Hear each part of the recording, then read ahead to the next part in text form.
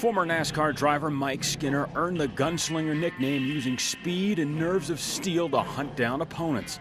And every hired gun needs a hideout, and Mike's Western-themed man cave fits right in with his on-track persona. When we came to Statesville, I'm like, I want to build my masterpiece of man caves. It's like the old mullet haircut. All party upstairs, but all business downstairs. A lot of guys I talk to just want an oasis. They don't actually put like things to work on it. Did you want to make sure it was a dual purpose place? Or? Oh no, it's not an oasis. That's why you see stuff that's scratched up and beat up and vices that aren't painted, and it's not just a showroom, it's a working shop. The number 3 truck he raced for Richard Childress sits on display, but right next to it are a few projects. This is the one that you drove to Victory Lane in Bristol, right? Yep. And I'm restoring that truck to take to Goodwood Festival of Speed this year. Knowing your driving style and just looking at it, it didn't look like, and especially Bristol, didn't look like you beat it up too bad, actually. Don't look like I've drove it, does it? I was gonna say. A good buddy of mine, Andrew Franzone, purchased it, and I'm restoring it. He also owns this car that won the Daytona in 1965 with Fred Lorenzen driving it.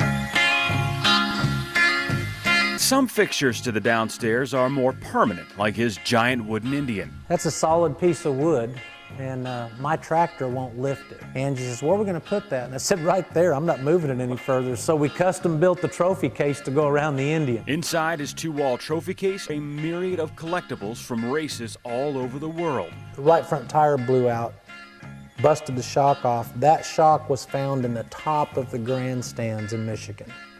Thank gosh it was in a practice session, there wasn't any people in there. That's a negative. Let me show you a positive. This is third gear out of the transmission that we won Motegi Japan with. Larry McReynolds and I got with the transmission people and said, that place is shaped like Darlington, but it's really tight on one end. We're going to have to shift. Nobody else was shifting. We kicked their butt. Upstairs is a totally different feel.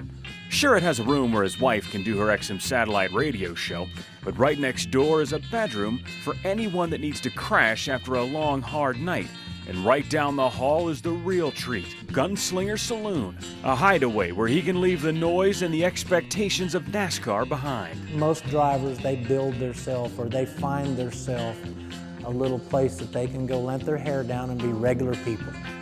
And when you come in here, you're just regular people. Continuing the Gunslinger Old West motif, it has a full bar, a phototronic system so you can smoke inside the place, and the most famous pool table going.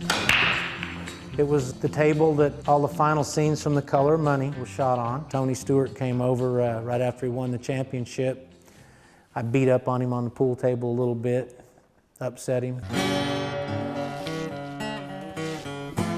Just beyond the pool table is a small stage, along with some not-so-small guitars hanging on the wall. Willie Nelson signed that guitar. That was Edwin McCain's guitar, Vince Gill, Kix and Ronnie. I even got one of mine over there, but it's, you know, it's not, it stays kind of hid over there. And if all this gets to be too much, you can step outside on his deck. You know, if you're in there and the stereo's going on or somebody's playing the guitar or something, your cell phone goes off, you need to talk to somebody, come out here. Be it work or play, Mike's Man Cave is a guy's paradise. I fixed this to where I could have a little bit of everything instead of a whole lot of one thing, and if I need to go down there and fire up the welder and weld up something on the lawnmower, I can do that.